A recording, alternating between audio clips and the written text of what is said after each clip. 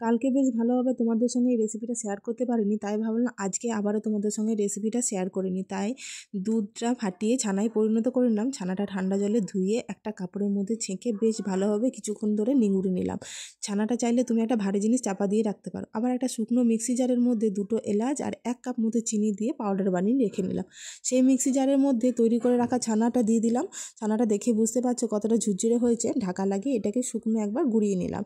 তারপরে ওর মধ্যে তৈরি করে রাখা চিনির গুঁড়ো আর একটু পরিমাণে দুধ দিয়ে এটাকে এরকমভাবে একটা ব্যাটার তৈরি করে নিলাম। তারপরে একটা টিফিন বাটির মধ্যে একটা কাগজ দিয়ে উপর থেকে একটু পরিমাণে তেল দিয়ে হাতে করে মিক্স করে ব্যাটারটা ঢেলে দিলাম। তারপরে কড়াইয়ের মধ্যে জল গরম করতে দিয়েছিলাম।